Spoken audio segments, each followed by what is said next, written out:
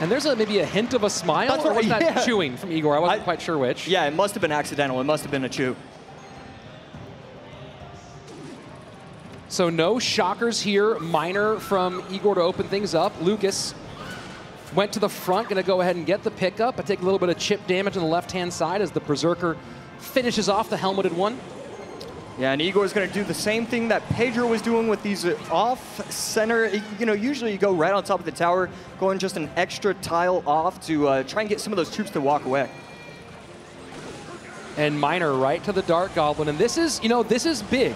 We're starting to see Igor maybe make some more of his style of plays. We've already seen today one player get over the nerves and make a big comeback and a big stand on stage with Ian. Yeah, oh boy. Yeah, and right there, both of the wall breakers are going to connect. The bar barrel doesn't do enough damage. It's just one of those weird interactions. There's so many small interactions with with the wall breakers where you're like, of course this is going to take it out. There's no way, and then they just still get to tower.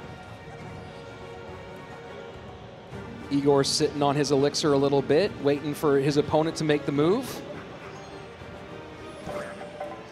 And then Lucas choosing to run, you know, that 1.9 elixir bait deck, I don't think that should be legal in my opinion, so I'm glad to see that he's going to be using a more standard variation. Evo Skellies plus Mighty Miner going to be able to lock in and take that out. Ice Spirit on the left side, and these Evo Wall Breakers plus Evo Skellies, there's a little bit of a push, but Lucas is going to defend this beautifully. It does force out a response for the Mighty Miner. Igor switches the side. He's going to get on tower here potentially. Ice Spirit slows things down. Might get a little bit of turn of the drill, but not much damage.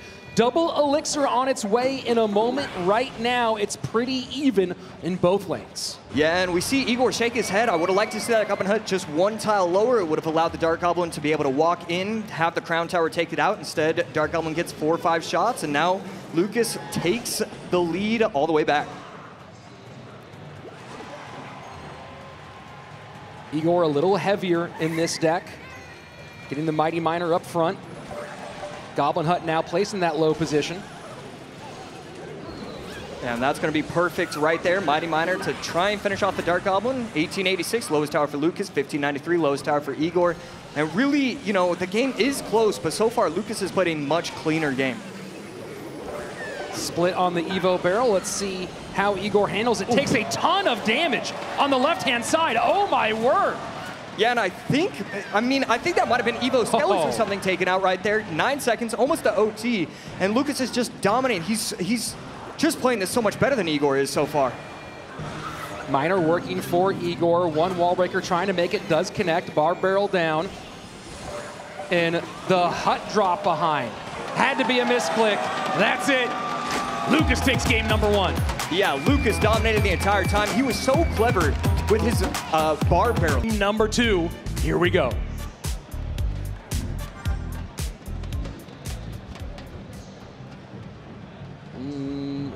Not sure who Igor is talking to, but you see a few words there. And both players really slow.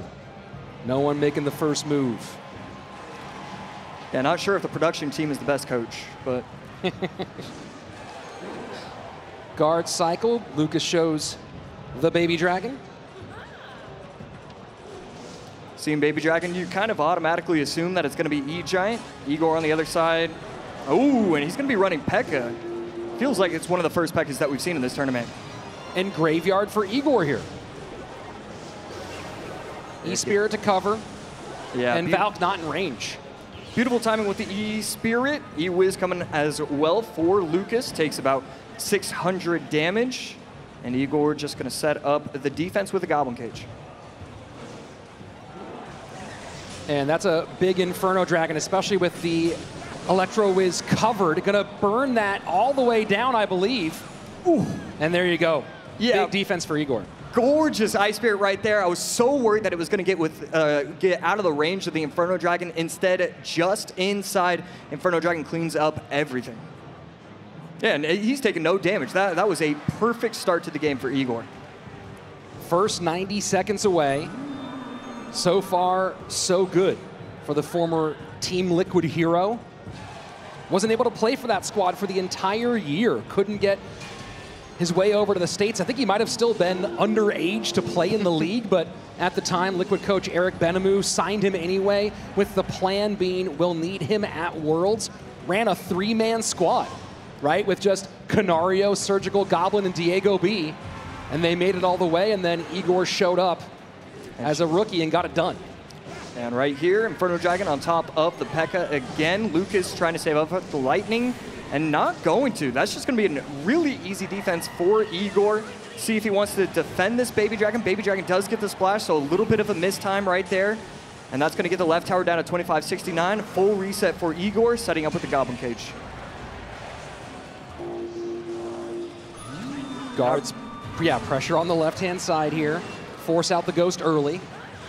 Yeah, I really like what Lucas is doing. He's allowing Igor to just, he's just forcing Igor to cycle. He had to go guards at the bridge. You obviously want those guards for those P.E.K.K.A.s. And this is a big Lightning. Trying to get the Ram Rider breakthrough, but an absolute traffic jam at the bridge. And the snowball unnecessary. Some wasted elixir on Igor's part. This is going to give a big advantage to Lucas as we move into the sudden death period. Yeah, those are just some of those small mistakes that we've seen. Inferno Dragon up high. E was in cycle, so going to be able to defend that very easily. Igor just looks like he was trying to cycle. It wasn't anything too cute. And right here, let's see if the Evil Valk can go to work. Pulling everything together. Ewis gets a couple of big hits on the right-hand side. 90 seconds left, and still we are razor thin. Yeah, at this point, it's just so difficult for Igor to set up an offensive attack. It just feels like it's defense, defense, defense ever since that opening push. But here we go. Maybe going to go on the right-hand side. Valk pressuring. No, goes Graveyard left-hand lane.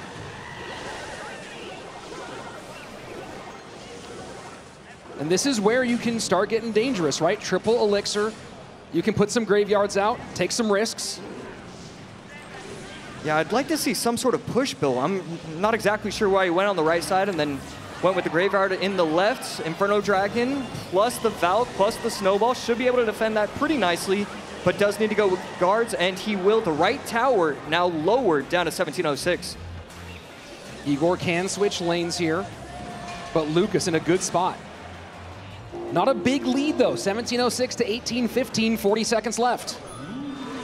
And it's interesting to see how all these P.E.K.K.A. decks, it's no longer the Evo P.E.K.K.A. You're trying to get those support troops to be your Evos. 1815, 1706, 30 seconds left to determine if this is going to a game 3. Ram Rider playing defense against the Graveyard. Not a lot getting through here. Ram Rider trying to make it. The Evo Valk goes down, Cage into hold. Snowball trying to stop the Ram Rider. Ram Rider will connect, and now another one on the right-hand side. That's an absolutely huge push. 10 seconds left. That Ram Rider should connect here. Cage to stop. Igor needs to get on tower. Lightning puts the damage in. That's gonna be it! Lucas gets it done in 2!